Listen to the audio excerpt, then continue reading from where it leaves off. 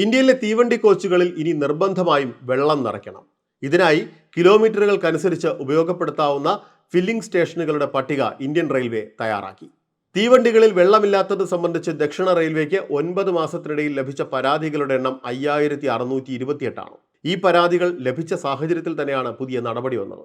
ദക്ഷിണ റെയിൽവേയിൽ വെള്ളം നിർബന്ധമായും നിറയ്ക്കാനുള്ള 225 തീവണ്ടികളുടെ പട്ടികയും പുറത്തിറക്കി. ദീർഘദൂര വണ്ടികളിൽ പ്രാഥമിക ആവശ്യങ്ങൾക്ക്, അതായത് കുളി ഒഴികെ, ഒരു യാത്രക്കാരൻ 20 ലിറ്റർ വെള്ളം ഉപയോഗിക്കുന്നു എന്നാണ് റെയിൽവേയുടെ കണക്ക്. കേരളത്തിൽ മംഗളൂരു, ഷൊർണൂർ, പാലക്കാട്, കോട്ടയം, തിരുവനന്തപുരം എന്നിവിടങ്ങളിലാണ് യാത്രക്കിടെ സ്റ്റേഷനിൽ നിർത്തുന്ന വണ്ടിക്ക് വെള്ളം നിറയ്ക്കാനുള്ള സൗകര്യമുള്ളത്.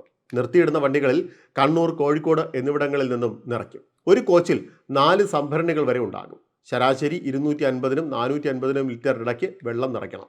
ശബരിമല സീസൺ ആയതോടെ കുളിക്കടക്കം വെള്ളം ഉപയോഗിക്കുന്നത് കൂടിയിട്ടുണ്ട്. ഇതായിരിക്കാം ടാങ്കുകളിൽ ഇപ്പോൾ വെള്ളക്ഷാമം വരാനുള്ള കാരണമെന്നാണ് വിലയിരുത്തൽ.